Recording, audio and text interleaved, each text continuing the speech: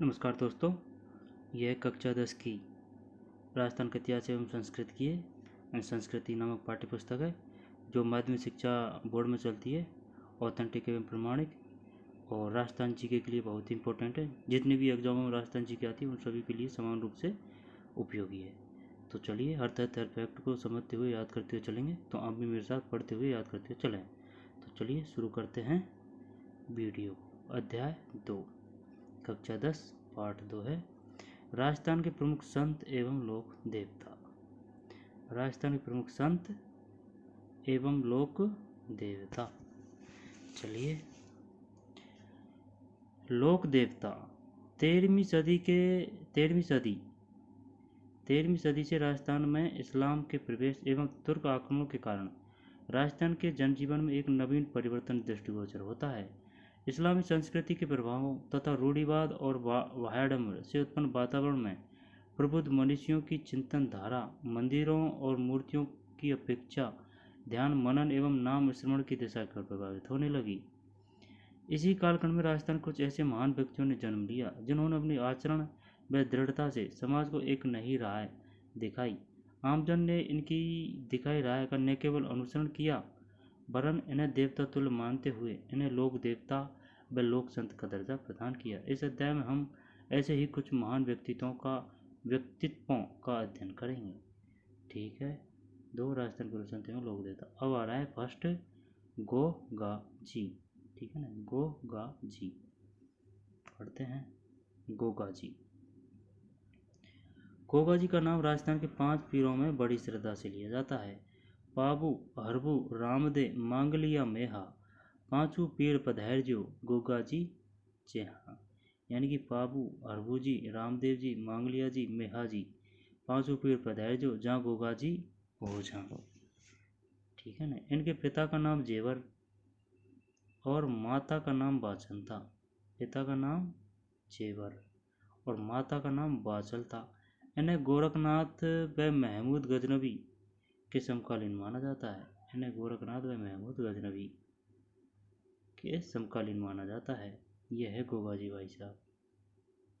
गोगाजी घोड़ी है और ये हाथ में झंडा है। ये सांप है जो ऊपर है, माला है, फिर ठीक है ना। ये तो झंडा है और ये सांप है, जब शायद सांप के देवता हैं ये। ठीक है ना, काली घोड़ी है।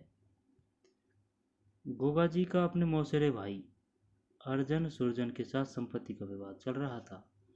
अर्जन सर्जन द्वारा मुसलमानों की फौज लाकर गोगा जी की गायों को घेर लेने के कारण इनका गोगा जी के साथ भीषण युद्ध हुआ। इसमें अर्जन सुरजन के साथ गोगा जी भी वीरवती को प्राप्त हुए। अच्छा, अर्जन सर्जन के साथ। अर्जन सर्जन कौन थे? मौसेरे भाइयों, वीरगति को प्राप्त हुए। गोगा जी किसके समकालीन माने जाते हैं? गोरखनाथ व महमूद गजनवी के।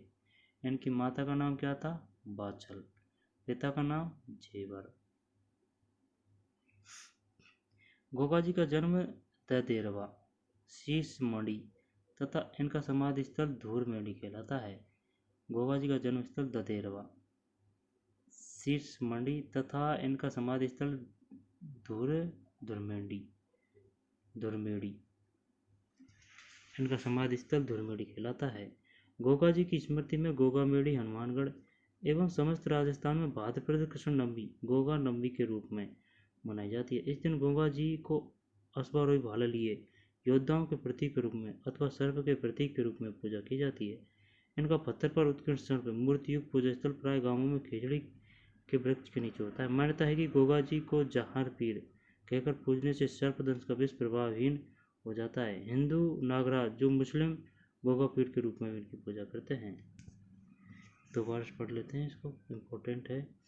गोगा जी का जन्म स्थल है ददेरवा शीश मंडी तथा इनका समाधि स्थल धुरमेंडी कहलाता है। गोगा जी की स्मृति में गोगा मेड़ी हनुमानगढ़ एवं समस्त राजस्थान में भाद्रपद कृष्ण नवमी को गोगा नवमी के रूप में मनाई जाती है। इस दिन गोगा जी अश्वारोही भाला लिए योद्धा के प्रतीक के रूप में अथवा सर्प के प्रतीक के रूप में पूजा की जाती है। उनका पत्थर पर उत्कीर्ण सर्प मूर्ति युक्त पूजा स्थल प्राय गांवों में खिचड़ी के वृक्ष के नीचे होता है। मानता है कि गोगा जी को जहार पीर किसे कहा जाता है? गोगा जी को कहकर पूजने से सर्पदंश का विष प्रभावी हो जाता है। हिंदू नागराज तो मुस्लिम गोगा पीर के रूप में, हिंदू तो नागराज के रूप में और मुस्लिम गोगा पीर के रूप में इनकी पूजा करते हैं। बताइए गोगा पीर की पूजा कौन करते हैं? मुस्लिम। किसकी करते हैं? गोगा जी की। नागराज हिंदू नागराज मानते हैं, हिंदू नागराज मानते हैं और किसकी पूजा करते हैं? गोगा जी की। अब आ जाइए भाई साहब तेजा जी। तेजा जी, वीर तेजा का जन्म खड़नाल नागौर ग्राम के ताहाड़जी और राम कुमरी के यहाँ माघ शुल्क चतुर्दशी यानी 14 को 10-13 ईस्वी में हुआ। 1073 ईस्वी में हुआ। कहाँ हुआ? इन वीर तेजा जी का जन्म खड़नाल, जो कहाँ है? नागौर। गांव के ताहड़जी पिताजी है ये, और राम कुमरी माता जी के यहाँ माघ शुल्क चतुर्दशी यानी 14 को 1073 में हुआ। जब तेजा जी अपनी पत्नी पेमल को लेने अपने ससुराल पनेर गए हुए थे, ससुराल कहाँ था? पनेर गए हुए थे,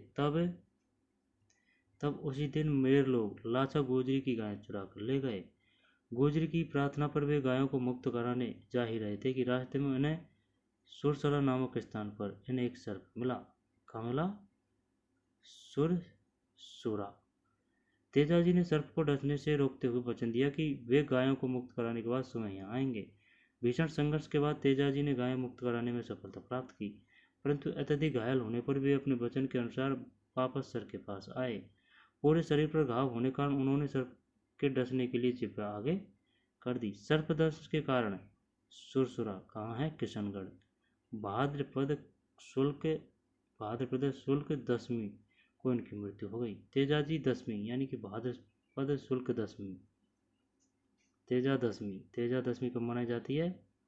भाद्रपद शुक्ल दशमी के अवसर पर पंचमी से पूर्णिमा तक परबतसर नागौर में विशाल पशु मेला पड़ता है।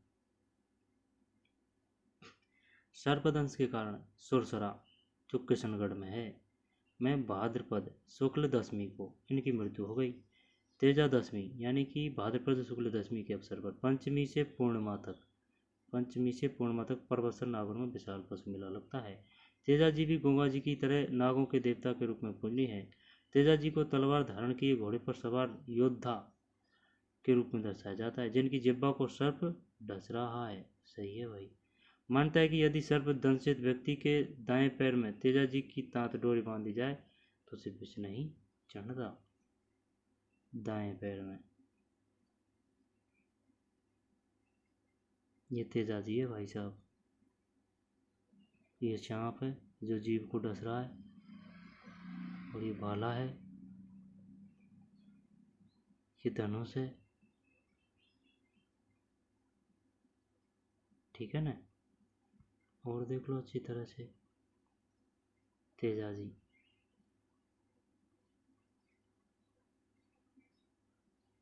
इनकी सब घोड़ी सफेद है।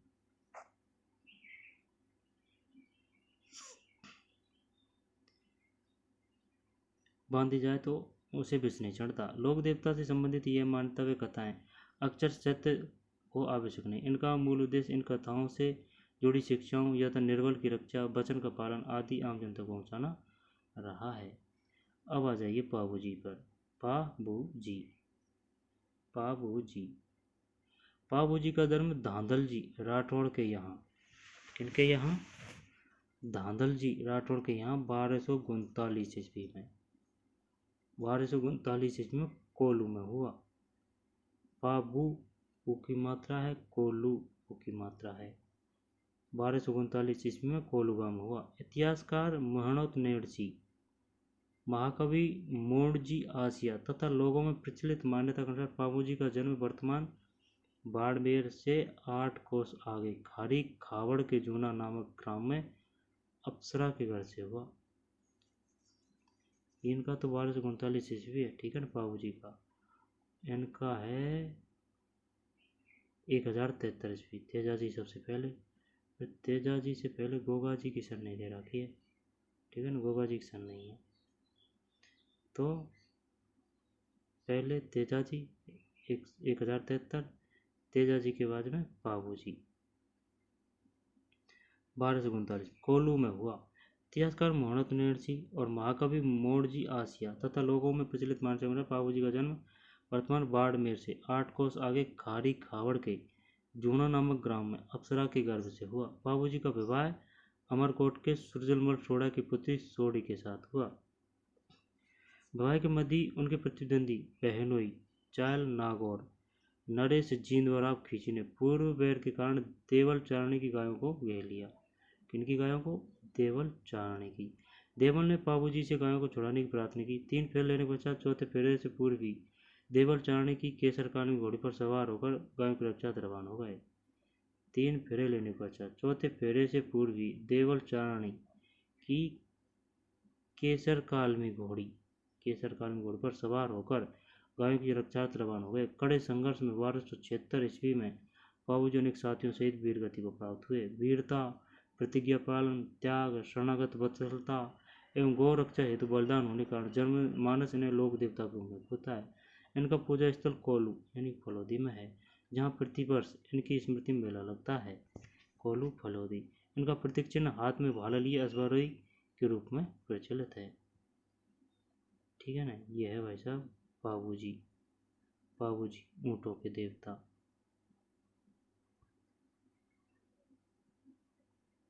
बाबूजी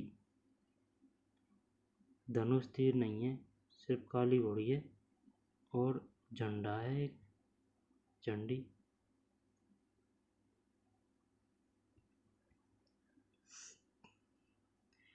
बाबूजी की ऊँटों के देवता के रूप में पूजा की जाती है। कैसे याद करेंगे?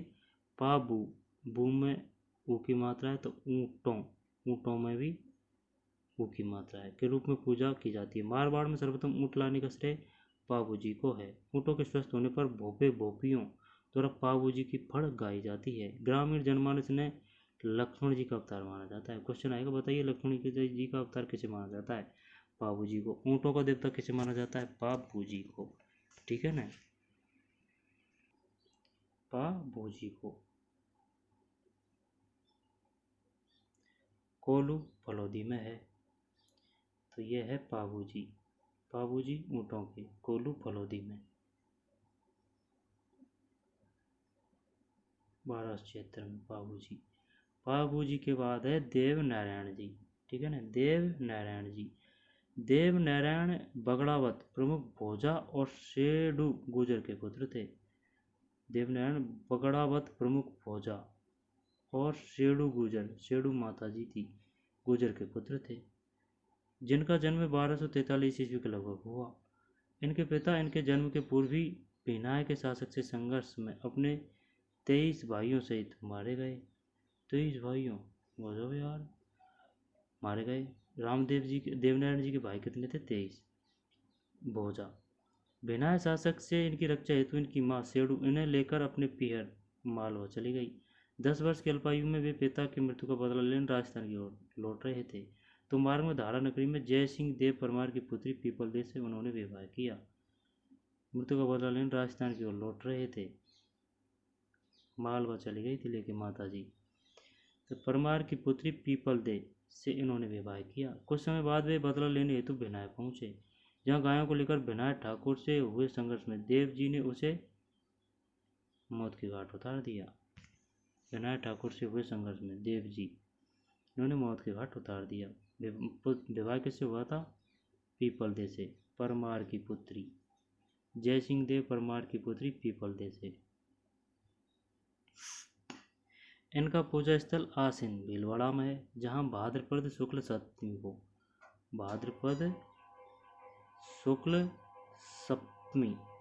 को मेला लगता है। 1 2 कैसे याद करेंगे? सप्तमी, 3 और 4 7 अक्षर है, तो सप्तमी को लगता है, भाद्रपद शुक्ल सप्तमी को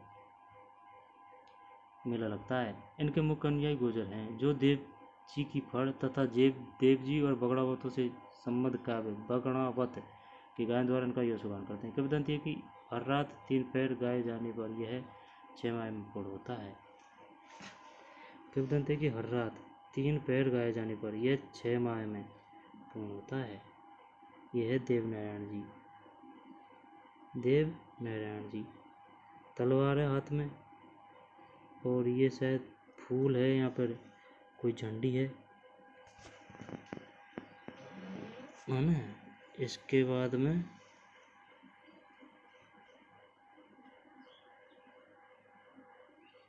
देव नारायण जी 1243 ईस्वी लगभग हुआ। इनके जन्म के पूर्व विनायक शासक संघर्ष पहले 23 भाइयों सहित मारे गए। देवनारायण जी के पिताजी 10 वर्ष की अल्पायु में पिता की मृत्यु बदला लेने राजस्थान की ओर लौटे तो मार्ग में धारा नगरी में जयसिंह देव परमार की पुत्री पीपलदेव से इन्होंने विवाह किया। पहुँचे विनायक ठाकुर से हो देव जी ने उसे मौत के घाट उतार दिया। पूजा स्थल आसीन भीलवाड़ा में है। यहाँ पर मेला लगता है भाद्रपद शुक्ल सप्तमी को। मुख्य कन्या गुर्जर देव जी की फड़, यहाँ देव जी और बगड़ावत संबंध का बगड़ावत के गायन द्वारा इनका यशोगान करते हैं। किंवदंती है कि हर रात 3 पैर जाने पर यह 6 माह में पूर्ण होता है। मल्ली नाथ जी, ठीक है ना। यह है देवनारायण जी। सप्तमी को मेला लगता है, 7 अक्षर है तो सप्तमी को मेला लगता है, शुक्ल सप्तमी। आसिन जो भीलवाड़ा में है। मल्लीनाथ जी, अब आ जाइए मल्लीनाथ जी पर। मल्लीनाथ जी का जन्म मारवाड़ के रावल सलखा और जानी दे के ज्येष्ठ पुत्र के रूप में 1358 ईस्वी में हुआ। पिता की मृत्यु पश्चात वे चाचा कानड़दे के यहाँ मेहवा में शासन प्रबंध देखने लगे। चाचा कानड़देव की मृत्यु के बाद वे 1374 में मेहवा के स्वामी बन गए। राज्य विस्तार के क्रम में 1378 ईस्वी में फिरोज तुगलक के मालवा के सूबेदार निजामुद्दीन की सेना को इन्होंने मार भगाया। पढ़ नहीं पड़े यार कुछ भी, 2 वर्ष पढ़ते हैं। मल्लीनाथ जी का जन्म मारवाड़ के रावल सलखा और जानीदे के ज्येष्ठ पुत्र के रूप में 1358 ईस्वी में हुआ।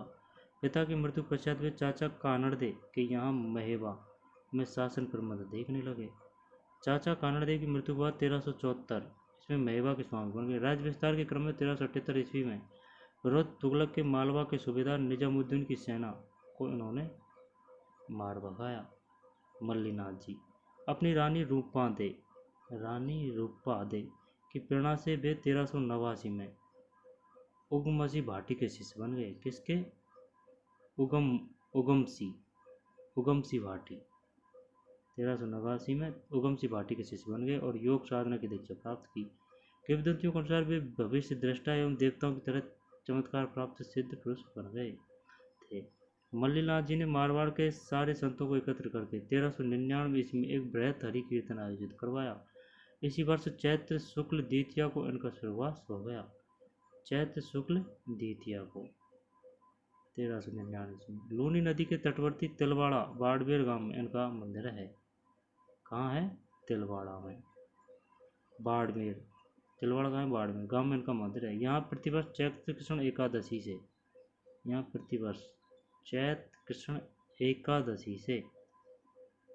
चैत्र शुल्क एकादशी कृष्ण से शुल्क एकादशी तक विराट पशु मेला लगता है। जोधपुर के पश्चिम परगने का नामकरण इन्हीं के नाम पर मालानी किया गया। जोधपुर के पश्चिमी परगने का नामकरण मालानी किया गया। इनकी आज भी मालानी यानी बाड़मेर में अधिक मान्यता है। मालानी बाड़मेर, मैं से मालानी, मैं से मल्लीनाथ जी।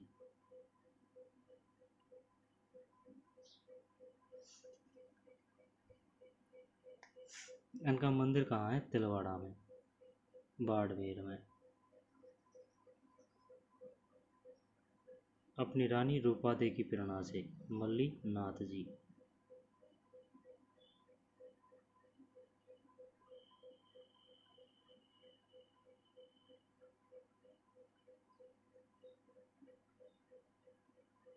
जोधपुर के पश्चिम परगने का नामकरण इन्हीं के नाम पर मालानी किया गया है। जोधपुर के पश्चिमी परगने का नामकरण इन्हीं के नाम पर मालानी किया है। इनकी आज भी मालानियन बाड़मेर में अत्यधिक मान्यता है। ठीक है, मल्लीनाथ जी। अब आ जाइए भाई साहब रामदेव जी। इनका चित्र नहीं है, रामदेव जी का है ना। रामदेव जी, रामदेव जी तंवर वंशीय अजमाल जी और मेणादे के पुत्र। अजमाल जी और मेणादे के पुत्र रामदेव जी का जन्म बाड़मेर जिले की शिव तहसील के उडू काश्मीर गांव में हुआ। इन्हें मल्लीनाथ जी के समकालीन माना जाता है। बालपन में ही उन्होंने पोकरण के क्षेत्र मल्लीनाथ जी से प्राप्त करने के पश्चात वहां भैरव नामक क्रूर व्यक्ति का अंत करके अराजकता एवं आतंक खत्म किया। दोबारा से पढ़ते हैं। रामदेव जी तंवर वंशीय अजमाल जी और मेणादे के पुत्र रामदेव जी। पिताजी का नाम है अजमाल जी और माता का नाम है मेणादे के पुत्र रामदेव जी का जन्म बाड़मेर जिले की शिव तहसील के उडू काश्मीर गांव में हुआ। इन्हें मल्लीनाथ जी के समकालीन माना जाता है। बालपन में ही उन्होंने पोकरण क्षेत्र मल्लीनाथ जी से प्राप्त करने के पश्चात वहां भैरव नामक क्रूर व्यक्ति का अंत करके अराजकता एवं आतंक खत्म किया। इनका विवाह अमरकोट के दलजी सोडा की पुत्री नेतलदे से हुआ। इनका विवाह अमरकोट के दलजी सोडा की पुत्री नेतलदे से हुआ। इनकी पत्नी का नाम था नेतलदे से। अमरकोट के दलजी सोडा की पुत्री थी नेतलदे। अपनी भतीजी को पोकरण दहेज में दे देने के बाद उन्होंने रामदेवरा रूणेचा में गांव बसाया।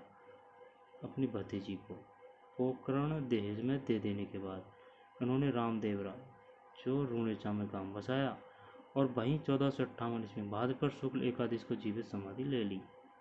1458 भाद्रपद शुक्ल एकादशी को यहाँ भाद्रपद शुक्ल द्वितीया को विशाल मेला लगता है। सांप्रदायिक सद्भाव इस मेले की मुख्य विशेषता है। अच्छा, भाद्रपद शुक्ल द्वितीया को विशाल मेला लगता है। रामदेवरा रूणेचा रामदेव जी। देव आ रहा है रामदेव जी में और रामदेवरा आ रहा है, इसमें भी देवरा आ रहा है। रूणेचा गांव बसाया। दलजी सोडा की पुत्री नेतलदे से हुआ था विवाह। यह है रामदेव जी। इनके भी हाथ में कोई अस्त्र शस्त्र नहीं है, बस झंडी है और ये ऊपर छाया का जुगाड़ है और हाथ में भगवान शिव का ओम है और नहीं है कुछ भी, है ना। हाँ, दाढ़ी है। ठीक, अब आगे चलते हैं। दाढ़ी और इनके मूंछ है, इनके भी मूंछ है, इनके भी मूंछ है, इनके दाढ़ी है रामदेव जी के। रामदेवरा रूणेचा गांव बसाया और वहीं 1458 भाद्रपद शुक्ल एकादशी को जीवित समाधि ले ली। कब ली जीवित समाधि? भाद्रपद शुक्ल एकादशी को। और मेला लगता है भाद्रपद शुक्ल द्वितीया को। सांप्रदायिक सद्भाव इस मेले की मुख्य विशेषता है। आगे चलते हैं। हिंदू जहां श्री कृष्ण के अवतार के रूप में इनकी आराधना करते हैं, वहीं मुसलमान रामसा पीर के रूप में रामदेव जी को पूजते हैं। जहाँ कृष्ण के अवतार के रूप में इनकी आराधना करते हैं, हिंदू जहाँ श्री कृष्ण के अवतार में इनकी आराधना करते हैं, वहीं मुसलमान रामसा पीर के रूप में रामदेव जी को पूजते हैं। सामान्य गांवों में किसी वृक्ष के नीचे ऊंचे चबूतरे पर रामदेव जी के प्रतीक के चिन्ह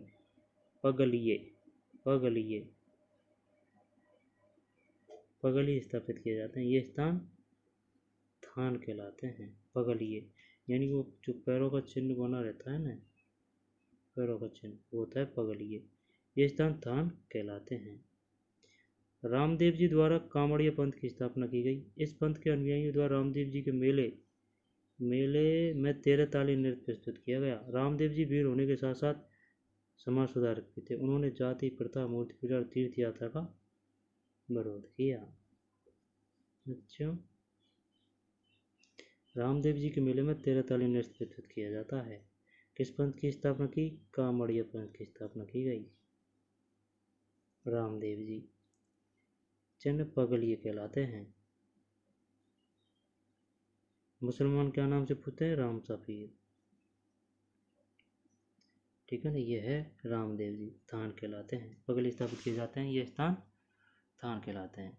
मेहाजी मागलिया, मेहाजी मागलिया, मेहाजी मागलिया, मेहाजी मागलिया राजस्थान के पंचपीरों में गिना जाते हैं। वे राव चूड़ा के समकालीन थे। इनका जन्म पवार क्षत्रिय परिवार में हुआ, किंतु पालन पोषण अपने नलियान में मांगड़िया गोत्र में हुआ था, इसलिए ये मेहाजी मांगलिया के नाम से प्रसिद्ध है। इनके स्वाभिमानी स्वभाव के कारण इनके अनेक शत्रु हो गए। अंत में जैसलमेर के राव राणगदेव भाटी से युद्ध करते हुए अंत में जैसलमेर के राव राणगदेव भाटी से युद्ध करते हुए वीरगति को प्राप्त हुए। वे अच्छे शकुन शास्त्री थे। लोगों की सेवा सहायता करने एवं उन्हें संरक्षण देने के कारण वे लोक देवता के रूप में पूजे गए। बापणी में भी इनका मंदिर है, जहाँ भाद्रपद कृष्ण अष्टमी को मेला होता है। कहाँ है मंदिर? बापणी में। मेहाजी मांगलिया, मेहाजी मांगलिया पंचपीरों में गिने जाते हैं। इनका जन्म हुआ था पवार क्षत्रिय परिवार में हुआ और अपने ननियाल में मांगलिया गोत्र में हुआ, इसलिए मेहाजी मांगलिया के नाम से प्रसिद्ध है। ननियाल में मांगलिया गोत्र में हुआ था। रांगड़देव भाटी से युद्ध करते हुए वीरगति को प्राप्त हुए। वे अच्छे सुकन शास्त्री थे। लोगों की सेवा सहायता करने एवं उन्हें संरक्षण देने के कारण वे लोक देवता के रूप में पूजे गए। बापणी में इनका मंदिर है, जहाँ भाद्रपद कृष्ण अष्टमी को मेला पड़ता है। बापणी में, बापणी में, बापणी में किनका मंदिर है? मेहाजी मांगलिया का। मेला कब पड़ता है? भाद्रपद कृष्ण अष्टमी को। पंचपीरों में कौन गिना जाता है? मेहाजी मांगलिया। किनसे युद्ध करते हुए वीरगति को प्राप्त हुए? रांगणदेव भाटी से, जैसलमेर के। भाद्रपद कृष्णाष्टमी को मेला पड़ता है। मेहाजी मांगलिया, वे राव चूड़ा के समकालीन थे। मेहाजी मांगलिया, इनका जन्म हुआ था पवार क्षत्रिय परिवार में हुआ था। जन्म पवार क्षत्रिय परिवार में हुआ था। मेहाजी मांगलिया।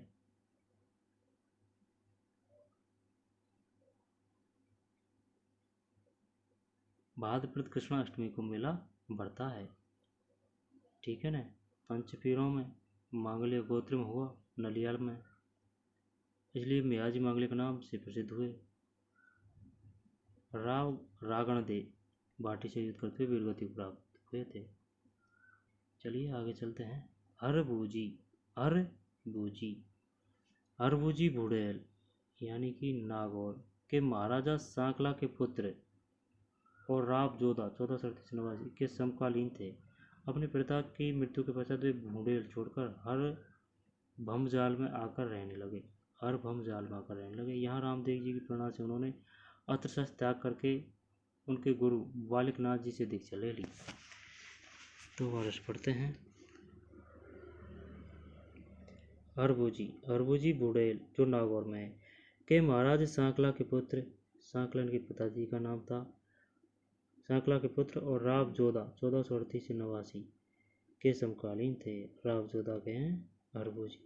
अपने पिता की मृत्यु के पश्चात वे भुड़ैल छोड़कर हर भमजाल में आकर रहने लगे। यहाँ रामदेव जी की प्रेरणा से उन्होंने अस्त्र शस्त्र त्याग कर उनके गुरु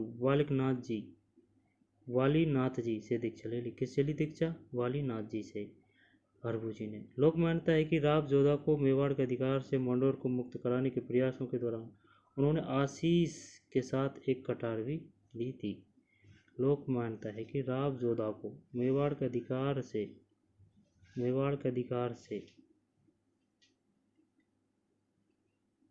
जोधा को मेवाड़ के अधिकार से मंडोर को मुक्त कराने के प्रयासों के दौरान उन्होंने आशीष के साथ एक कटार दी थी।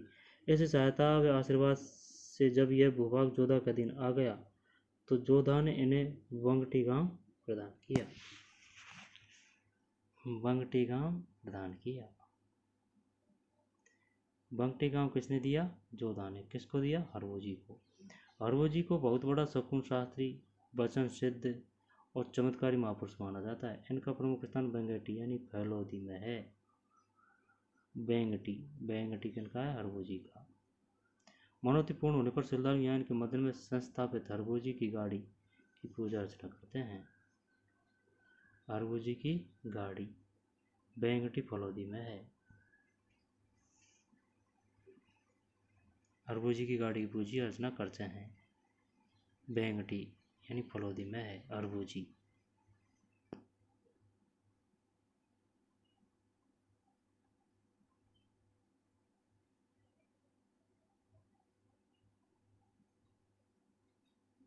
बताइए, ये तो नाम से पता चल रहा है अरबू जी की गाड़ी की पूजा अर्चना करते हैं। ठीक है ना।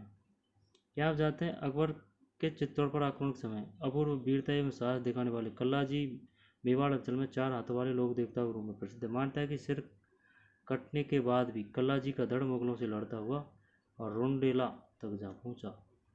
अच्छा, अकबर के चित्तौड़ पर आक्रमण समय अपूर्व वीरता व साहस दिखाने वाले कल्ला जी की मेवाड़ अंचल में 4 हाथों वाले देवता के रूप में प्रसिद्ध है। कल्ला जी की मान्यता है कि सिर कटने के बाद भी कल्ला जी का धड़ मुगलों से लड़ता हुआ रोंडेला तक जा पहुंचा। अच्छा, बेंगेटी गांव प्रदान किया। प्रमुख स्थान बेंगेटी फलोदी में है अरबू जी बूढ़ेल नागौर पुत्र राव जोधा महाराज साकला के पुत्र राव जोधा के पुत्र और राव जोधा के समकालीन थे।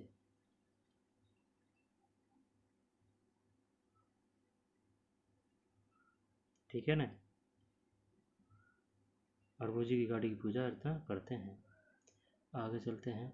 अब आ जाइए संतों पे। ठीक है ना। संतों पे धन्ना धन्ना। ठीक है ना। धन्ना राजस्थान में धार्मिक आंदोलन का श्रीगृह करने का श्रेय धन्ना को ही है। धन्ना का जन्म टोंक जिले के धुबन गांव में 1415 ईस्वी में जाट परिवार में हुआ। बाल अवस्था से ही इनकी प्रवृत्ति धार्मिक थी। कालांतर में धन्ना काशी जाकर आचार्य रामानंद के शिष्य बन गए। धन्ना किसके शिष्य बने थे? रामानंद के। धन्ना के गुरु का नाम क्या था? रामानंद। किस परिवार से संबंध रखते थे? जाट परिवार से। कब हुआ था जन्म? 1415 में, टोंक जिले के धुबन गांव में। गुरु रामानंद के प्रभाव से ही निर्गुण उपासक हो गए। गुरु रामानंद ने इन्हें घर पर रहकर ही भक्ति करने का आदेश दिया। ये थे निर्गुण उपासक। इन्होंने अपने पैतृक व्यवसाय कृषि में रत रहते हुए ही आत्मिक शुद्धि का प्रयास किया। धन्ना गुरु भक्ति में बड़ी निष्ठा रखते थे। उनका मत था कि गुरु भक्ति से ही परम पद की प्राप्ति हो सकती है। उन्होंने नाम श्रवण को ही इस पर प्राप्ति का प्रमुख साधन माना तथा औपचारिकताओं और बाह्य आडंबरों का विरोध किया। धन्ना जी ने। धन्ना जी के गुरु थे रामानंद। ठीक है ना। अब क्वेश्चन आएगा, बताइए वह कौन सा संत था जिसने पैतृक व्यवसाय कृषि में रत रहती हुई आत्मशुद्धि का प्रयास किया था? धन्ना ने। औपचारिकताओं और बाह्य आडंबरों का विरोध किया धन्ना ने। अब है पीपा। पीपा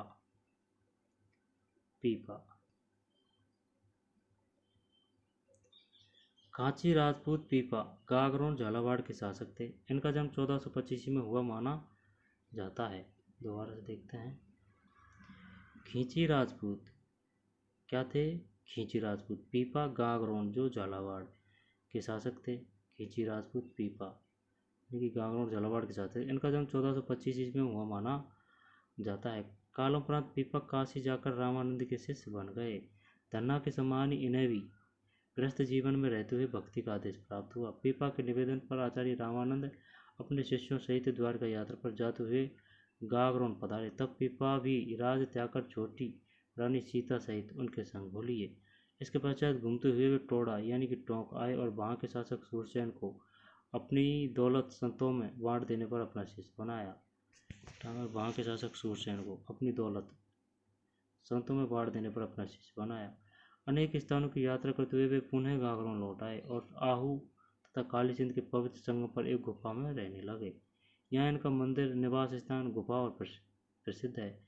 बाड़मेर जिले के समदड़ी गांव में पीपा जी का भव्य मंदिर है। कहाँ है? बाड़मेर जिले के समदड़ी गांव में पीपा जी का भव्य मंदिर कहाँ है? समदड़ी गांव में। यहाँ इनके प्रमुख अनुयायी दर्जी समाज का प्रतिवर्ष चैत्र शुक्ल पूर्णिमा को विशाल समागम एवं आयोजित होता है। ठीक है ना। कम पड़ता है मेला? चैत्र शुक्ल पूर्णिमा को। पीपा से संबंधित विस्तृत साहित्य हस्तलिखित ग्रंथ भंडारों में उपलब्ध है, जिनमें पीपा की कथा, पीपा पर्ची, पीपा की वाणी, साखियाँ, पद आदि मुख्य है।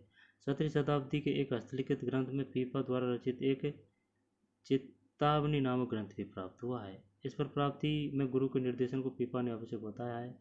भक्ति नाम स्मरण को भी मुख्य प्राप्ति प्रमुख साधन मानते हैं। पीपा मूर्ति पूजा को विरोध करते हुए इस पर उपासना करने पर जोर देते हैं। पीपा ऊंच नीच में विश्वास नहीं करते। वे प्राणी मात्र की समानता का समर्थन करते हुए कहते हैं कि ईश्वर की सृष्टि में सभी प्राणी समान है। अब इसमें इम्पोर्टेंट क्या है? इसमें इम्पोर्टेंट ये है, खींची राजपूत पीपा गागरों झालावाड़ के शासक थे। 1425 में इनका जन्म हुआ। किसके शिष्य थे? रामानंद के। काशी जाकर शिष्य बन गए थे और गृहस्थ जीवन में रहते हुए भक्ति का आदेश प्राप्त हुआ। पीपा भी राज्य ताकर छोटी रानी सीता सहित उनके संग हो लिए।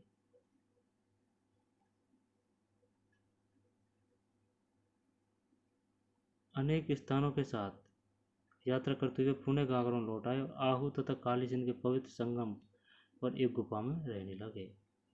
बाड़मेर जिले के समदड़ी गांव में पीपा जी का भव्य मंदिर है। समदड़ी में, बाड़मेर जिले के समदड़ी में प्रमुख अनुयायी दर्जी समाज का प्रतिवर्ष चैत्र शुक्ल पूर्णिमा को विशाल समागम आयोजित होता है, यानी मेला बढ़ता है। ठीक। पीपा की कथा, पीपा पर्ची, पीपा की वाणी, साखिया, पद आदि मुख्य है। चेतावनी राम ग्रंथ कहता है। 17वीं शताब्दी के एक हस्तलिखित ग्रंथ में पीपा द्वारा रचित एक चेतावनी नामक ग्रंथ भी प्राप्त हुआ है।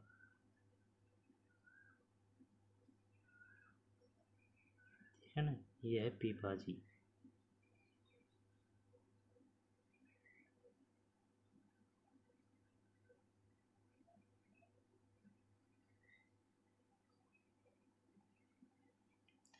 जाम्बोजी। अब आ जाइए भाई साहब जाम्बोजी पर।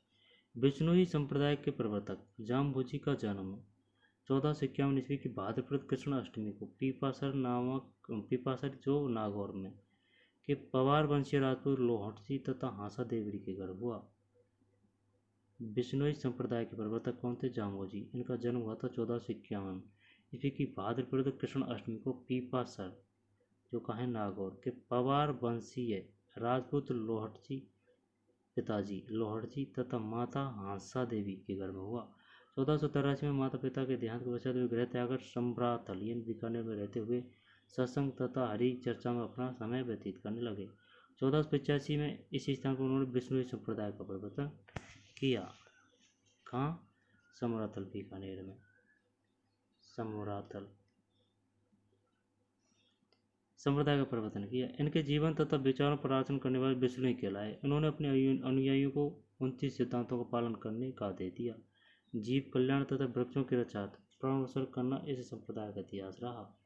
पर्यावरण के प्रति लगाव के कारण जाम्बोजी को पर्यावरण वैज्ञानिक भी कहा जाता है। पर्यावरण के प्रति लगाव के कारण जाम्बोजी को पर्यावरण वैज्ञानिक भी कहा जाता है। जाम्बोजी द्वारा रचित प्रमुख ग्रंथ जम्ब संहिता, जम्ब सागर शब्दावली, इस नाम से ही पता चल जाएगा। जम्ब संहिता, जम्ब सागर और बिश्नोई धर्म प्रकाश तथा जम्ब सागर है। जम्ब संहिता, जम्ब सागर शब्दावली, बिश्नोई धर्म प्रकाश तथा जम्ब सागर है। 1536 में लालासर गांव में उन्होंने अपना नश्वर शरीर त्याग दिया तथा तालवा गांव के निकट इन्हें समाधित किया गया। यह स्थान मुकाम कहलाता है। वर्ष में 2 बार फागुन और आश्विन की अमावस्या को यहाँ मेला लगता है। 1425 में बिश्नोई संप्रदाय का प्रवर्तन किया। जाम्बोजी को पर्यावरण वैज्ञानिक भी कहा जाता है और जाम्बोजी द्वारा रचित प्रमुख ग्रंथ है जम्ब संहिता, जम्ब सागर शब्दावली, बिश्नोई धर्म प्रकाश तथा जम्ब सागर। 1536 में लालासर गांव में उन्होंने अपना नश्वर शरीर त्याग दिया। कहाँ? लालासर गांव में और गांव के निकट इन्हें समाधिस्थ किया गया। यह स्थान मुकाम कहलाता है। त्याग दिया तथा तालवा गांव के निकट एक शरीर तो तय गया था लालासर गांव में, और तालबा गांव के निकट इन्हें समाधित किया गया, जो कहलाता है मुकाम। और वर्ष में 2 बार फागुन और आश्विन की अमावस्या को यह मेला पड़ता है। जाम्बोजी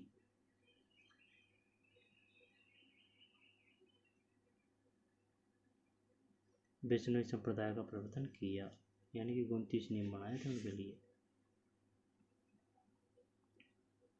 बिश्नोई 20 + 9।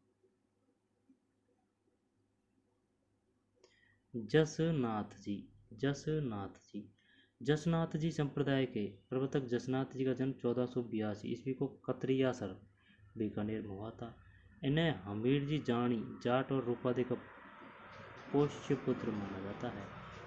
हमीर जी जानी जाट और रूपादे का पोष्य पुत्र, शायद पालन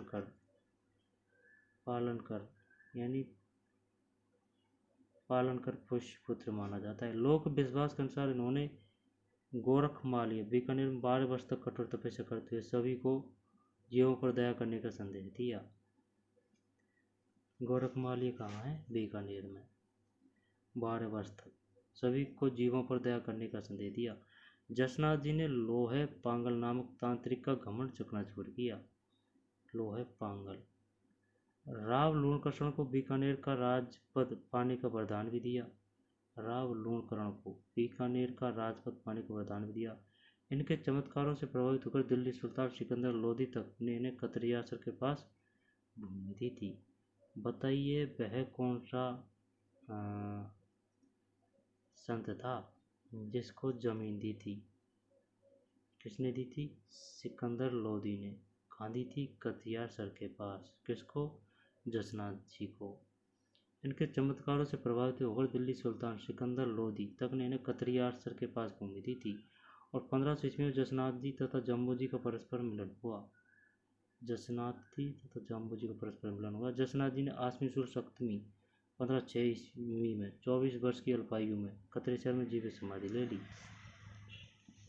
अच्छा, इनके उपदेश शंभु धड़ा व कोड़ा नामक ग्रंथ में समाहित है। शंभु धड़ा व कोड़ा नामक ग्रंथ में संग्रहित है। बताइए जसनाथ जी के उपदेश किन में संग्रहित है? शंभु धड़ा और कोड़ा।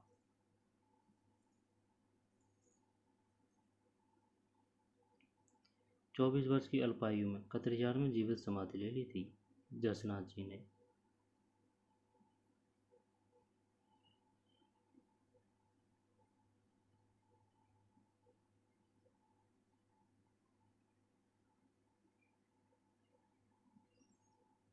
हमीर जानी जाट और रूपादे का पोष्य पुत्र माना जाता है। आगे चलते हैं। 24 वर्ष की अल्पायु में कतरियासर में जीवित समाधि ले ली। और उपदेश शंभुधड़ा व कोड़ा नामक ग्रंथ में संग्रहित है। कतरियासर की जसनाथ जी की तमोभूमि वह कर्मस्थली है। यहाँ वर्ष में 3 बार आश्विन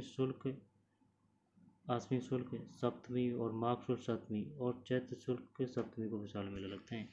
यहाँ वर्ष में 3 बार आश्विन शुक्ल सप्तमी, एक तो ये हो गया, फिर माघ शुक्ल सप्तमी और चैत्र शुक्ल सप्तमी, 3 बार मेला वाला यही है भाई जसनाथ जी।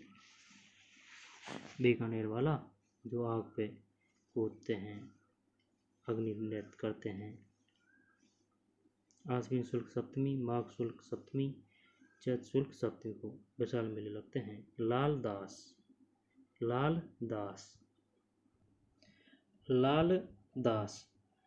दासी संप्रदाय के प्रवर्तक लालदास का जन्म मेवात प्रदेश अलवर के धौलीधूप गांव में कृष्ण पंचमी।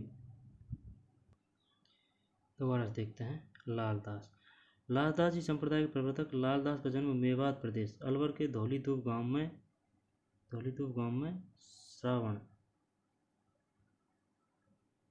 श्रावण कृष्ण पंचमी 1504 ईस्वी में हुआ था। इनके पिता का नाम चांदमल है। लालदास जी की बात है। चांदमल और माता का नाम समदा था। लालदास ने तिजारा के फकीर गदन चिश्ती से दीक्षित होकर से दीक्षित होकर उन्हीं की प्रेरणा स्वरूप धौली दूब छोड़कर बांधौली गांव में सिंहशिला पहाड़ पर कुटिया बना ली। किस पे बना ली कुटिया? बांधौली, यानी कि धौली दूब छोड़कर, धौली दूब को छोड़ दिया और दूसरे गांव सिंहशिला पहाड़ पर कुटिया बना ली। मेवात क्षेत्र में फैली धार्मिक व सामाजिक कुरीतियों को दूर करने हेतु लालदास जी ने सैनिक शुद्धता और नैतिक शुद्धता पर बल दिया। संत लालदास ने हिंदू और मुस्लिम दोनों धर्मों की अच्छाइयों को अपनाने के उपदेश दिए। इनका मानना था कि ईश्वर व अल्लाह एक है, जो दूसरों को कष्ट पहुंचाता है स्वयं उसका जीवन कष्ट में हो जाता है। मैं मुसलमान व लालदास जी को पीर मानते थे। मैं मुसलमान व, ठीक है ना, पीर मानते थे। लालदास की चेतावनियाँ इनका मुख्य काव्य ग्रंथ है। लालदास की चेतावनियाँ इनका मुख्य काव्य ग्रंथ है। नगला में 1648 में 108 वर्ष की दीर्घायु में इनका निधन हुआ। नगला में, अच्छा, 1648 में। इनकी समाधि शेरपुर में है, जहाँ पर आश्विन मास की एकादशी पर माघ पूर्णिमा को मेला लगता है। इनकी समाधि शेरपुर में है, जहाँ पर आश्विन मास की एकादशी पर माघ पूर्णिमा को मेला लगता है। निधन कहाँ हुआ था? नगला में। मैं मुसलमान लालदास जी को पीर मानते हैं। सिंहशिला पहाड़ पर कुटिया बना ली, धौली दूब छोड़कर बांधौली गांव में। लालदास जी। संत हरिदास। संत हरिदास निरंजनी संप्रदाय के संस्थापक संत हरिदास का जन्म डीडवाना तहसील के कापड़ोद गांव में 1455 ईस्वी में। इनका मूल नाम हरिसिंह साकला और प्रारंभ में लूटमार इनका पेशा था। अच्छा, संत हरिदास का जन्म हुआ था डीडवाना तहसील के कापड़ोद गांव में 1455 ईस्वी में। इनका मूल नाम हरि सिंह साकला था और प्रारंभ में लूटमार करना इनका पेशा था, लेकिन एक सन्यासी के उपदेशों से इनका जीवन बदल गया और 1511 ईस्वी में उन्होंने बौद्ध ज्ञान प्राप्त किया और अपना नाम हरिदास रख लिया। इन्होंने निर्गुण भक्ति पर जोर दिया तथा कुरीतियों का विरोध किया। उन्होंने निरंजनी संप्रदाय प्रारंभ किया। इस संप्रदाय में परमात्मा को अलख निरंजन या हरि निरंजन कहा जाता है। अलख निरंजन या हरि निरंजन संत हरिदास कहा जाता है। संत हरिदास आध्यात्मिक विचार मंत्र, राज प्रकाश और हरिपुरुष की वाणी नामक ग्रंथों में संकलित है।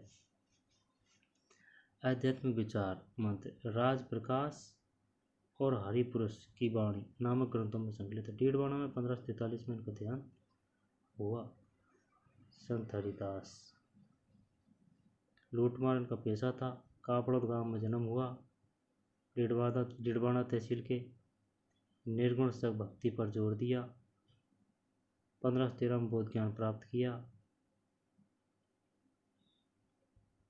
इस संप्रदाय में परमात्मा को अलख निरंजन या हरि निरंजन कहा जाता है। संत हरिदास के आध्यात्मिक विचार मंत्र राज प्रकाश और हरिपुरुष की वाणी, राज प्रकाश और हरिपुरुष की वाणी नामक ग्रंथों में संकलित। डीडवाना 1543 में इनका देहांत हुआ था। संत हरिदास। दादू दयाल। दादू दयाल राजस्थान के कबीर दादू दयाल का जन्म अहमदाबाद गुजरात में फागुन शुक्ल अष्टमी 1544 ईस्वी माना जाता है। बुड्डन यानी कि वृंदावन नामक संत से दीक्षा ग्रहण करके दादू 1568 ईस्वी में सामर आकर रहने लगे तथा दुनिया का कार्य आरंभ कर दिया। यहाँ से दादू ने उपदेश देना आरंभ किया। दोबारा से पढ़ते हैं। दादू दयाल राजस्थान के कबीर कहा कहलाते हैं दादू दयाल। दादू दयाल का जन्म अहमदाबाद गुजरात में फागुन शुक्ल अष्टमी 1544 में माना जाता है। बुड्डन वृंदानंदन नामक संत से, बुड्डन यानी कि वृंदानंदन नामक संत से दीक्षा ग्रहण करके दादू 1568 इसमें सावर आकर रहने लगे तथा दुनिया का कार्य आरंभ कर दिया। दुनिया यहाँ से दादू ने उपदेश देना आरंभ किया। 1575 ईस्वी में दादू अपने 25 शिष्यों के साथ आमेर चले आए। 1575 में यहाँ अगले 14 वर्ष तक इन्होंने निवास किया। दादू ने 1585 ईस्वी में मुगल सम्राट अकबर से भेंट करने हेतु फतेहपुर सीकरी की यात्रा की थी। फतेहपुर सीकरी की यात्रा की थी अकबर से भेंट करने हेतु 1585 में। दादू तत्कालीन ढूंढान और मारवाड़ राज्यों में यात्रा करते व उपदेश देते हुए 1602 ईस्वी में फुलेरा के समीपवर्ती गांव नारायणा में आ गए और यहीं ज्येष्ठ कृष्ण अष्टमी 16 तीन को इन्होंने देह त्याग दिया। दादू तत्कालीन ढूंढान और मारवाड़ राज्यों में यात्रा करते व उपदेश देते हुए 1602 ईस्वी में फुलेरा के समीपवर्ती गांव नारायणा में आ गए और अन्य ज्येष्ठ कृष्ण अष्टमी 1603 ईस्वी को उन्होंने देह त्याग दिया। दादू के पार्थिव शरीर को उनके निर्देशानुसार ही समीपस्थ भैराणा की पहाड़ी के नीचे दादूखोल नामक स्थान पर रख दिया गया। दादूपंथी इस स्थान को अत्यंत पवित्र मानते हैं। भैराणा की पहाड़ी के नीचे दादूखोल नामक स्थान पर रख दिया। दादूपंथी इस स्थान को अत्यंत पवित्र मानते हैं। दादू दयाल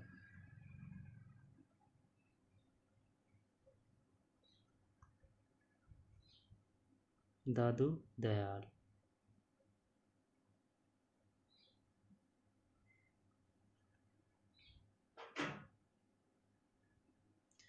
दादू ने ब्रह्मा, जीव, जगत और मोक्ष पर अपने उपदेश सरल भाषा यानी कि सदुक्कड़ी में दिए। दादू जी की वाणी तथा दादूरा दुआ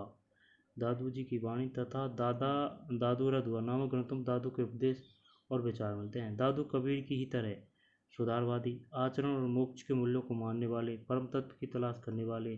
दादू ने कर्मकांड, जाति प्रथा, मूर्ति पूजा, रूढ़िवादिता आदि का घोर विरोध किया। गरीबदास, मिस्किनदास, सुंदरदास, बखनाजी, रज्जव, माधोदास आदि दादू के प्रमुख शिष्य थे। गरीबदास, मिस्किनदास, सुंदरदास, बखानजी, रज्जव, माधोदास आदि दादू के प्रसिद्ध शिष्य थे। अब क्वेश्चन आएगा, बताइए सुंदरदास किसके शिष्य थे? गरीबदास, मिस्किनदास, सुंदरदास, बखानजी, रज्जव, माधोदास आदि दादू के प्रसिद्ध शिष्य थे।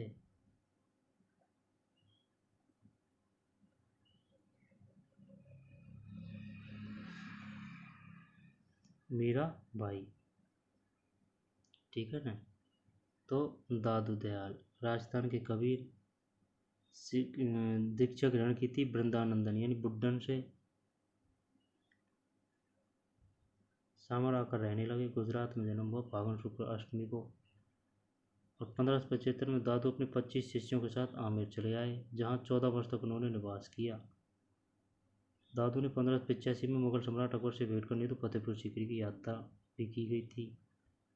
दादू तत्कालीन ढूंढान और मारवाड़ राज्यों में यात्रा करते हुए 1602 में फुलेरा के समीपवर्ती गांव नारायणा में आ गए और यहीं ज्येष्ठ कृष्ण अष्टमी 1603 में उन्होंने देह त्याग दिया। नारायणा दादू के पार्थिव शरीर को उनके निर्देशानुसार ही समीपस्थ भैराणा की पहाड़ी के नीचे दादूखोल नामक स्थान पर रख दिया। दादूपंथी इस स्थान को अत्यंत पवित्र मानते हैं। सदुक्कड़ी में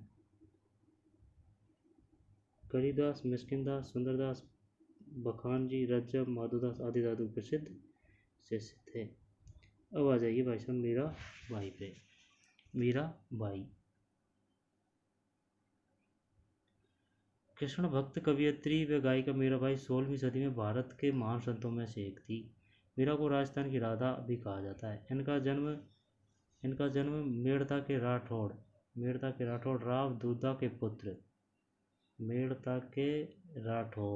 राव दूधा के पुत्र रतन सिंह के घर में कुड़की पाली नामक ग्राम में 1498 ईस्वी के लगभग हुआ।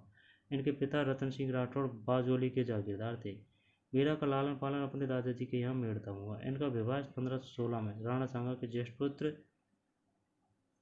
युवराज भोजराज के साथ हुआ था, पर विवाह के कुछ वर्ष पश्चात ही पति की मृत्यु हो जाने से यह तरुण अवस्था में विधवा हो गई। मीरा का साधु संतों में उठना बैठना, उनके साथ भजन कीर्तन करना उनके देवर राणा विक्रमादित्य को पसंद नहीं आया।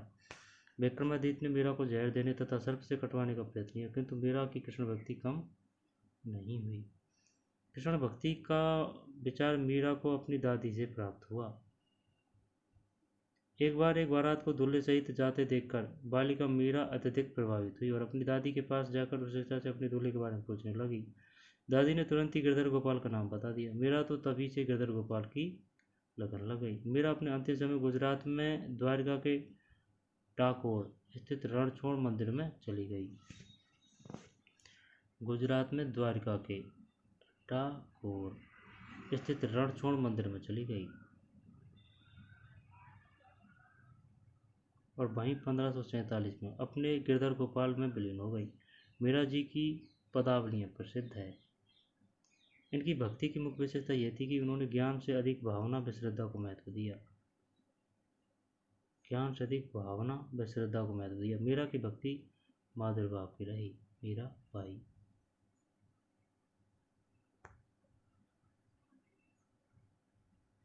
मीरा बाई। संत रानाबाई। संत रानाबाई। राजस्थान की दूसरी मीरा संत रानाबाई का जन्म मारवाड़ के हरनावा यानी कि मकराना के पास। राजस्थान की दूसरी मीरा कौन है? संत रानाबाई। संत रानाबाई का जन्म मारवाड़ के हरनावा मकराने के पास गांव में बैसाख शुक्ल तृतीया में 1504 ईस्वी में एक जाट परिवार में हुआ।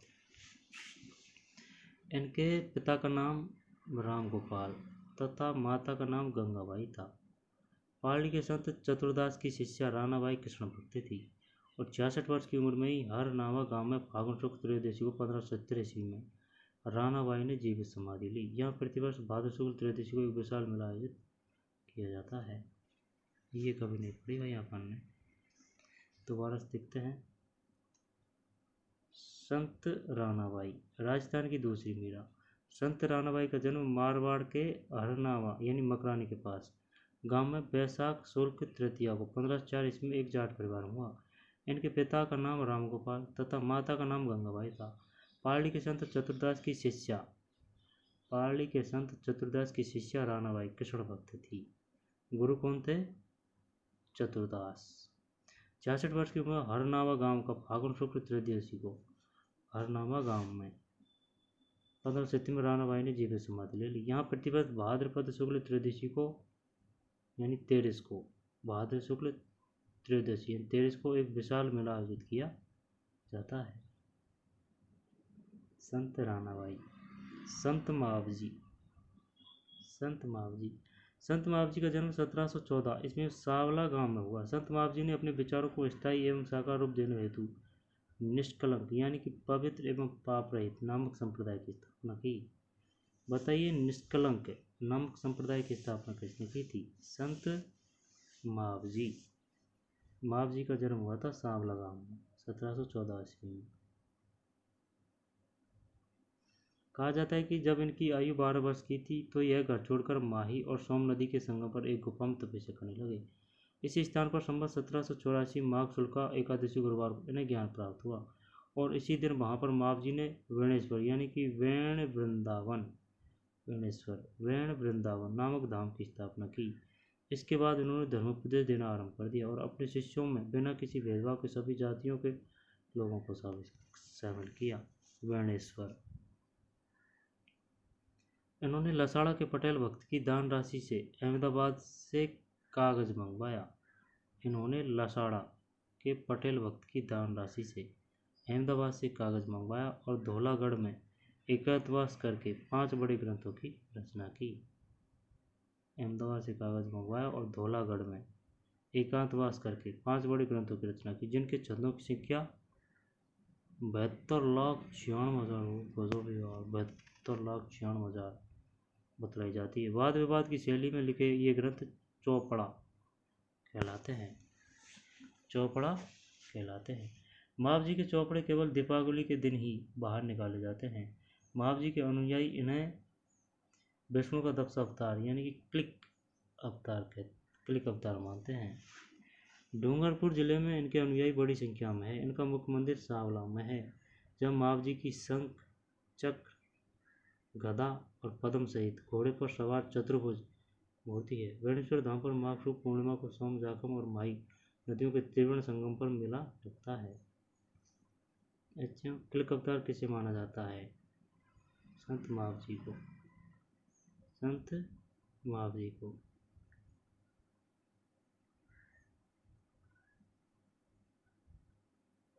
संत मावजी 1714 में सांवला गांव में निष्कलंक नामक संप्रदाय की स्थापना की।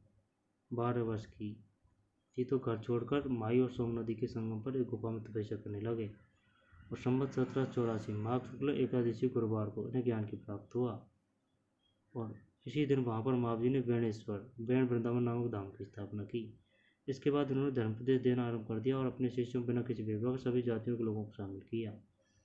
लासाड़ा के पटेल भक्ति की दान राशि से अहमदाबाद से कागज मंगवाया और धौलागढ़ में एकांतवास करके 5 बड़े ग्रंथों की रचना की, जिनमें छंदों की संख्या 72,96,000 बतलाई जाती है।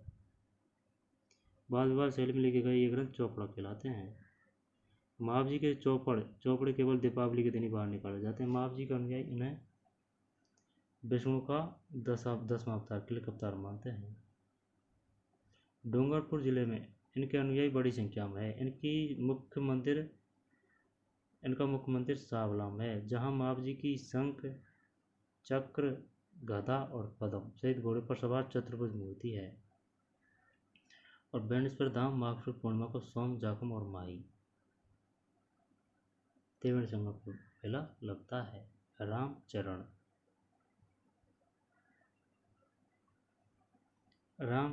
जयपुर राज्य के अंतर्गत सोड़ा गांव के माघ शुक्ल चतुर्दशी 1719 ईस्वी को वैश्य कुल में बकथ राम और देवजी के यहाँ रामकिशन यानी रामचरण का मूल नाम जन्म हुआ। ठीक है ना। मेवाड़ा के दांतला ग्राम में महाराजा कृपाराम जी से 1751 ईस्वी को दीक्षा प्राप्त करके रामकिशन रामचरण बन गए और 1758 ईस्वी में गलता जी के मेले के समय साधुओं के धर्म के प्रतिकूल व्यवहार को देखकर इनका मन संसार से उछट गया तथा रामचरण जी बैरागी हो गए। वही रामचरण का मूल नाम का जन्म हुआ। मेवाड़ के दांतला ग्राम में महाराजा कृपाराम जी से 1751 ईस्वी को दीक्षा प्राप्त करके रामकिशन रामचरण बन गए।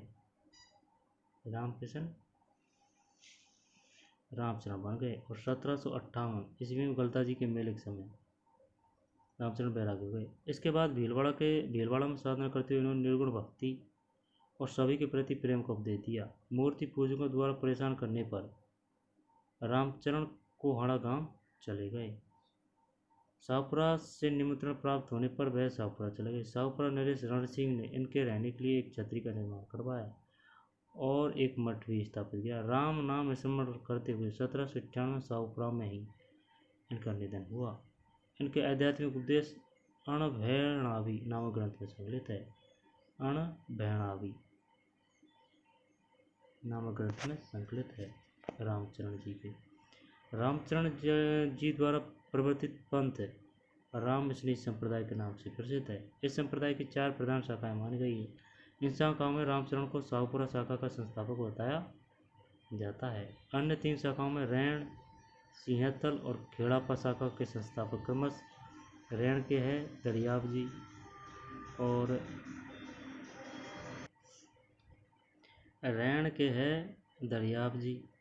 सिंहतल के है हरिराम दास जी और खेड़ापा शाखा के संस्थापक है रामदास जी माने गए। रैण के दरियाव जी, सिंहतल के हरिराम दास जी और खेड़ापा के रामदास जी माने गए।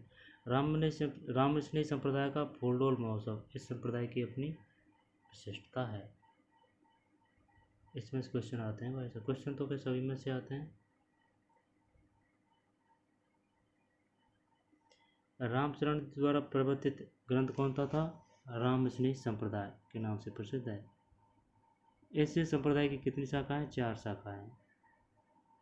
इस शाखाओं में रामचरण को शाहपुरा शाखा का संस्थापक बताया गया है। अन्य 3 शाखाओं के रैण के तो हैं दरियाव जी, सिंहतल के हैं हरिराम दास जी, खेड़ापा के हैं रामदास जी माने गए। रामस्नेही संप्रदाय फूलडोल महोत्सव इस संप्रदाय की अपनी विशेषता है।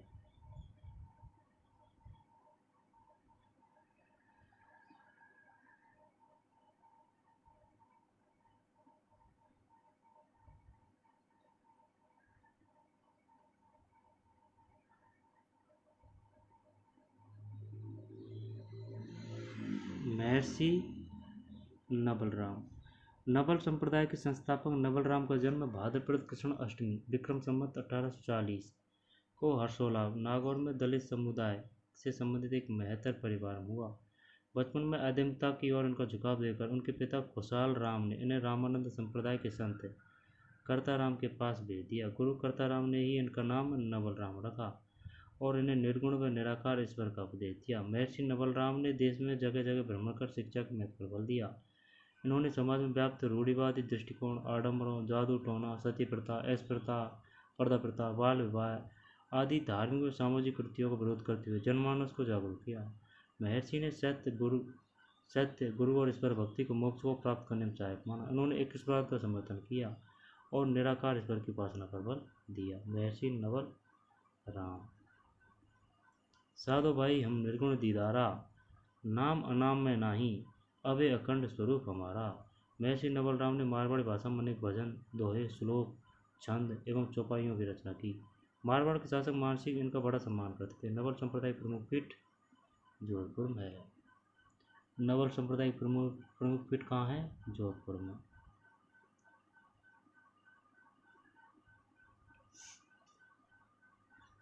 रामानंद संप्रदाय के संत कर्ताराम के पास भेज दिया और गुरु कर्ताराम ने ही इनका नाम नवल राम रखा।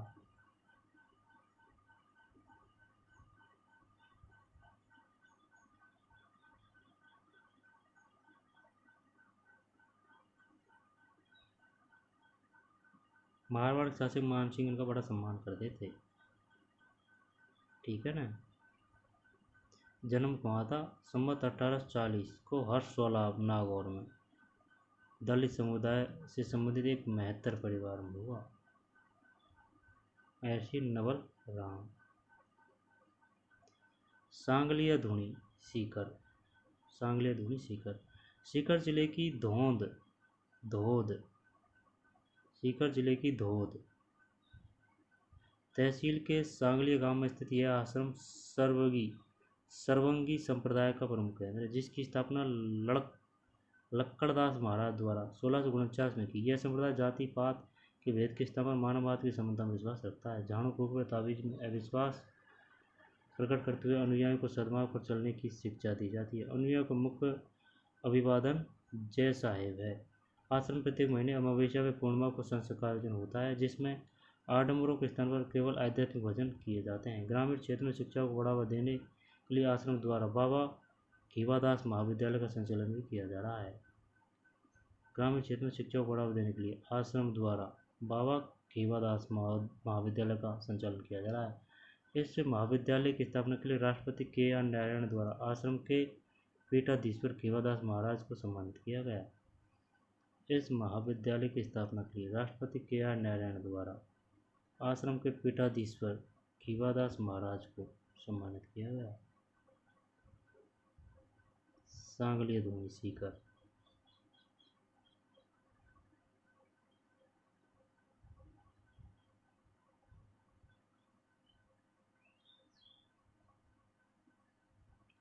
अभ्यास प्रश्न।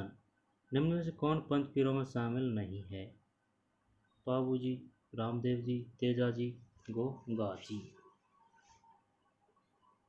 पंच पीरों में शायद तेजाजी नहीं है।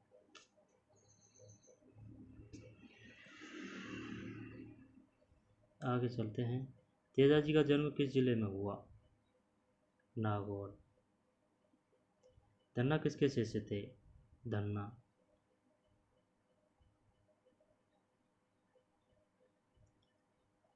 धन्ना रामानंद के।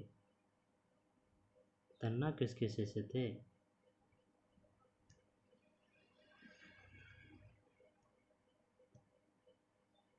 धन्ना रामानंद के। आगे देख लेंगे। विष्णु संप्रदाय के प्रवर्तक कौन थे? जाम्बोजी। जाम्बोजी। धन्ना किसके शिष्य थे? रामानंद। और तेजाजी का जन्म नागौर। पंचपीरों में शामिल नहीं है तेजाजी। देवनारायण जी का मुख्य पूजा स्थल कहाँ स्थित है? रामदेव जी की माता का नाम क्या था? राजस्थान का कबीर किसे कहा जाता है? मीराबाई का विवाह कब किसके साथ संपन्न हुआ? रामविष्णु संप्रदाय के प्रवर्तक कौन थे? महाव जी का मुख्य मंदिर कहाँ स्थित है? लोक देवता तेजाजी पर एक सचिव टिप्पणी लिखिए। संत हरिदास के प्रमुख विचारों का उल्लेख कीजिए। कृष्ण भक्त मीरा के जन्म के प्रमुख पहलुओं पर प्रकाश डालिए। संत रानाबाई को दूसरी मीरा क्यों कहा जाता है?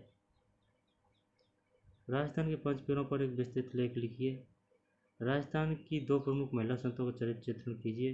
दादू दयाल के जीवन व शिक्षाओं पर प्रकाश डालिए। अपने जिले प्रमुख लोक देवताओं व संतों के चार्ट तैयार कीजिए। आप रामदेव जी के भक्त हैं। आप रामदेव के मिलन भाग लेकर लौटे हैं। अपने अनुभव अपने मित्रों को बताइए। राजस्थान के उत्सव त्योहार मेले। अब ये क्वेश्चन को देखते हैं कौन से को, इसको। पंचपीरों में शामिल नहीं है, यही है पंचपीर। बाबूजी, अरबूजी, रामदेव, मांगलिया और मेहाजी। ठीक है। 5वां पीर पधारियो गंगा जी जहाँ। तेजाजी नहीं है इसमें। ठीक है। पंचपीरों में शामिल नहीं है, तेजाजी नहीं है। हैं, तेजाजी का जन्म किस जिले में हुआ था? नागौर में। धन्ना किसके शिष्य थे? रामानंद के। बिश्नोई, जाम्बोजी। अब इस पाठ को दोबारा देख लेते हैं। राजस्थान के प्रमुख संत एवं लोक देवता। पाठ 2, गोगा जी। गोगा जी के बाद में गोगामेड़ी हनुमानगढ़। तेजाजी, जन्म खड़ला नागौर। फिर तेजाजी, सांप वाला देवता।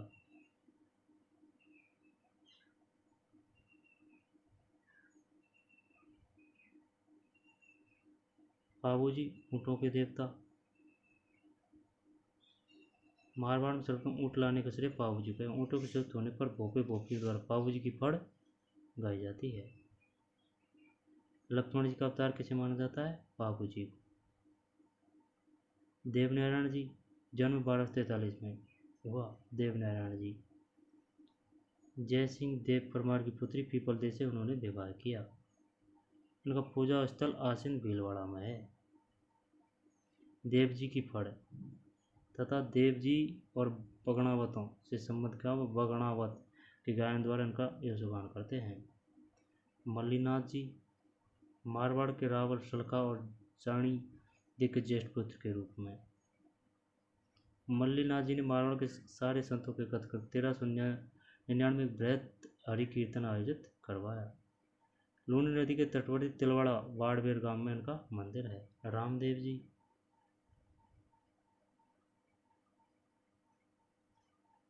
रामदेव ने रूणचा गांव बचाया और वहीं 14 सितंबर भाद्रपद शुक्ल एकादशी को जीवित समाधि ले ली। श्री कृष्ण के अवतार में इनकी आराधना करते हैं। किनकी? रामदेव जी। महाजी मांगलिया, अरबूजी। जोधा ने इन्हें बेंगेटी गांव प्रदान किया। अरबूजी को बहुत बड़ा शकुन शास्त्री, वचन सिद्ध और चमत्कारी महापुरुष माना जाता है। धन्ना, गुरु रामानंद। पीपा, गागरों झालावाड़ शासक थे। चैत शुक्ल पूर्णिमा को विशाल समागम आयोजित होता है। दर्जी समाज का। पीपा। जाम्भोजी, बीकानेर, विष्णु संप्रदाय प्रवर्तन किया। चशनाथ जी, चतनास गजन कतरियासर बीकानेर में हुआ। लोअर पागल नामक तांत्रिक का घमंड चकनाचूर किया। लोणकरण को बीकानेर का राजपूत मानने का वरदान भी दिया। लालदास, संत हरिदास, दादू दयाल, दादू कुल नामक स्थान पर रख दिया। दादू पंथी इस स्थान को अत्यंत पवित्र मानते हैं। मीराबाई, कुड़की पाली 1498 के लगभग हुआ। अपनी दादी के पास जाकर उत्सुकता से अपने दूल्हे के बारे में पूछने लगी। संत रानाबाई, राजस्थान की दूसरी मीरा। 1570 में रानाबाई ने जीवित समाधि ले ली। संत मावजी, बर्णेश्वर। रामचरण, जयपुर राज्य के अंत सोड़ा गांव में माघ चतुर्दशी। मेवाड़ के दांतला गांव में महाराज कृपा राम जी। रामचरण जी द्वारा परिवर्तित पंथ रामस्नेही संप्रदाय के नाम से प्रसिद्ध है। इस संप्रदाय की 4 प्रधान शाखा माम जी है। शाहपुरा शाखा का संस्थापक माना जाता है रामचंद्र जी को। रेण सिंगतल खेड़ापा, रेण के दरियाव जी, सिंगतल के हरिराम दास जी और खेड़ापा के रामदास जी माने गए हैं। महर्षि नवलराम, सागलिया धूणी सीकर। तो ठीक है, मिलते हैं नए वीडियो में। धन्यवाद।